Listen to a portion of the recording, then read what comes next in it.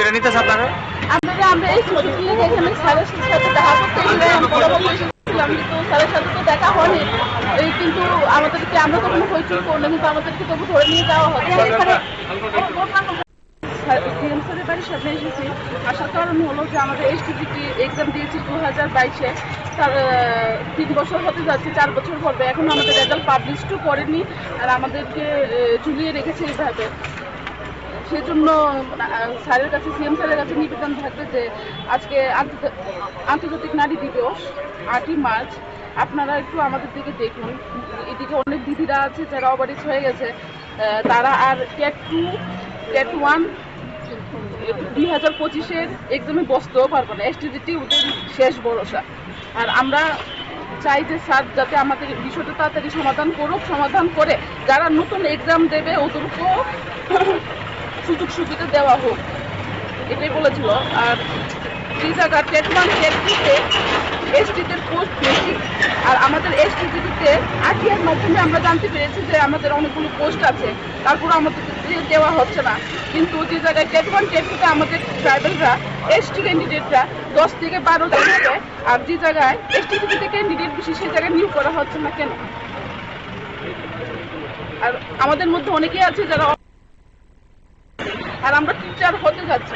Teacher হতে গেলে at least 3 years graduation, 2 years masters আর 2 ইয়ার্স বিএড করতে হয়, তারপর আমরা টিচারের জন্য করতে পারি, এক্সামে বসে তারপর টিচার হওয়ার সুযোগ পাই।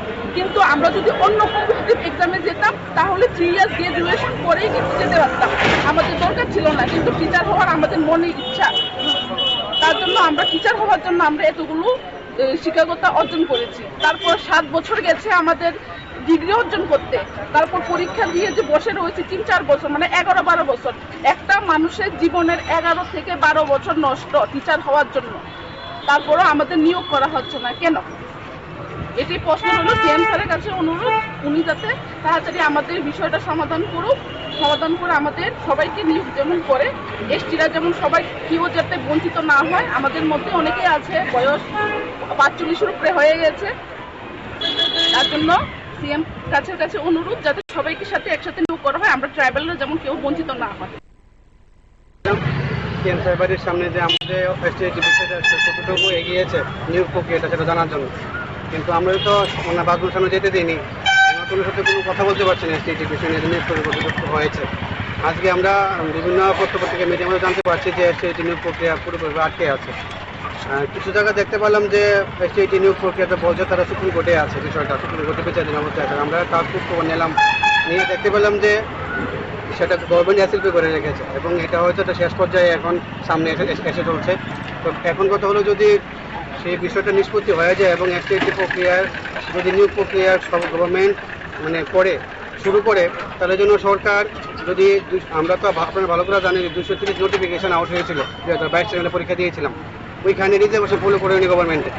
তারপর হাইকোর্টের অর্ডারে বললো রিজার্ভেশন ফলো করার জন্য। এখন যদি গভর্নমেন্ট রিজার্ভেশন ফলো করে এসটি ক্যান্ডিডেট আছে ওটা পোস্ট বেরিয়েছিল, ওটা পোস্টটা কমে যাবে, যেটা আমরা কোনো চাই না। আমরা চাইছিলাম যেহেতু পোস্ট অনেক খালি পড়ে আছে, বিগত দিন আমরা দেখেছিলাম ধনুর সময় উঠে আসছিল প্রায় 19 মতো একটি পোস্ট খালি পড়ে আছে।